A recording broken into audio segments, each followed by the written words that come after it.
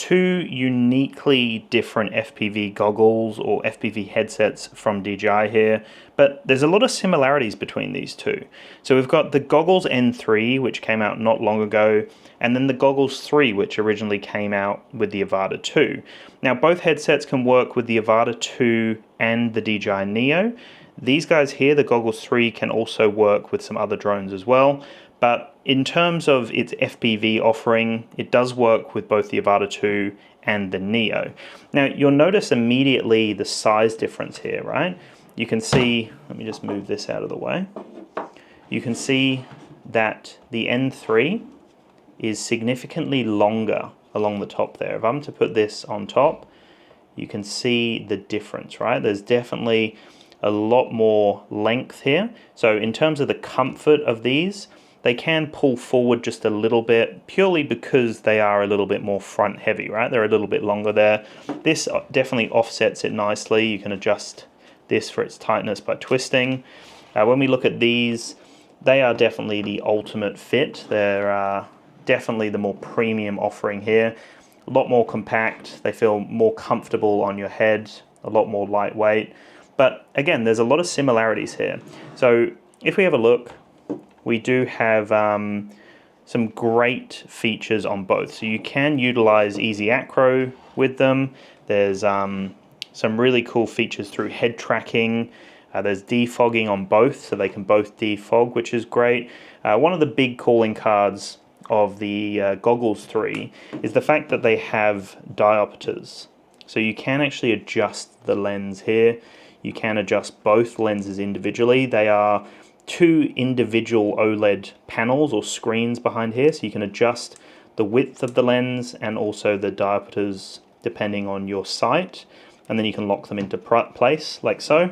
So that's really cool, where the N3 is just a fixed screen. So it is an LCD screen here. It's not actually using the OLED. So that's fine. It's still 60 Hertz, still 1,350 nits for brightness. It's still a great display. The one thing to keep in mind is because you can't adjust the diopters, that means that obviously you can't get the perfect focal point. You need to really adjust the distance that the actual power brick is away from you, and you'll do a little bit more adjusting with the N3.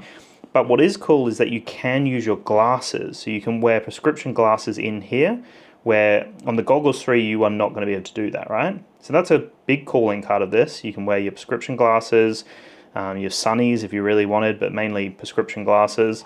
And it's going to work perfectly well. Like I said, it is the one screen. So if I power this on quickly, you will see it is the one display in there. So it is, like I said, an LCD screen, 1080p, ultra widescreen, 60 Hertz, 1,350 nits, and it's just an individual, you can see it's an individual screen, where this is an OLED, two individual OLEDs on the Goggles 3. And if we power this on, it's actually out of juice. No, it's not. There we go. So we've got two individual OLED screens behind here, and we have full control to adjust it. You can see a lot of my sunscreen actually on these. I find that this plastic material definitely absorbs my sunscreen. I feel like this material is probably going to do a similar thing, but you know, different materials, right? It just depends on preferences. So as we power that on, it's quite hard to see in there. But yeah, two individual OLEDs as opposed to the one.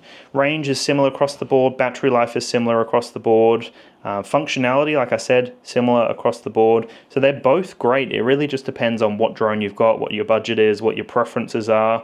But I think the Goggles N3 is definitely going to be a popular pick for a lot of people, especially if you wear glasses. This is a great pick. You still get the antennas on both, so you can flip up the antennas there. Flip up the antennas on this. Still got a similar design with that power brick at the back. You know, you can still put a micro SD card in, both USB-C. You get the 5D button here with the back button. So you do have similar functionality here between the two. Very impressed across the board with how both of these work.